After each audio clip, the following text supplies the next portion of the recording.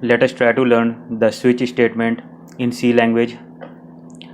We will see what is the switch statement in C and how we can implement the decision control statement with the help of switch statement. So it is nothing but the substitute for the if-else statement that we have already implemented.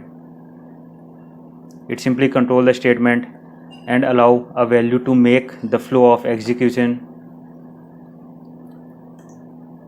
And if you are already familiar with the if-else statement, this will be very easy to learn.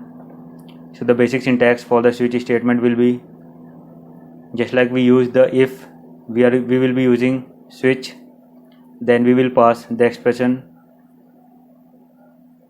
Then we have the multiple cases for the execution. Suppose that we have the case 1 and that contains the statement, then we will have to put the break, and again we have to write another case, then statement, then we have to put the break. There will be so many statements, and we can also add one optional default statement, just like in our if else statement, the else may be the block that can be optional. So this will simply work like we will give the expression and it will goes on checking the cases.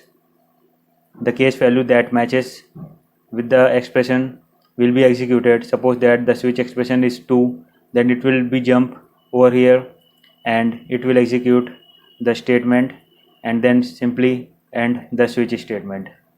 Let us see with the simple example.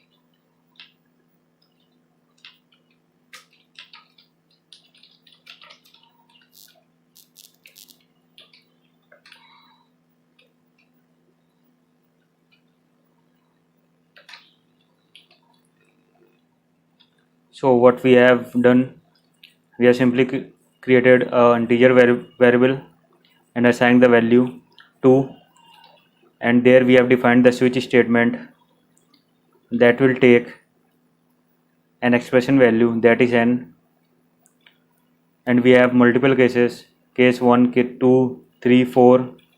We can have so many cases, and one default case. If the value of n is 1, then this particular case will be executed. If 2, then this particular case will be executed. If 3, then this one. If 4, then this one. Otherwise, for any value, this will execute the default statement.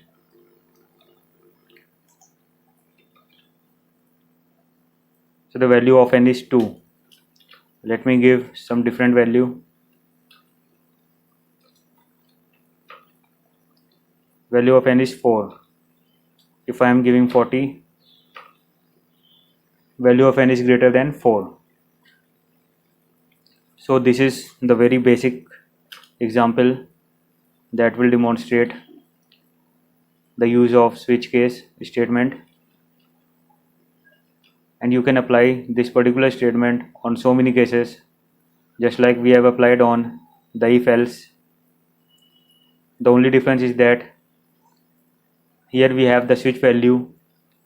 It will directly work on the case, and it will simply jump on that particular block.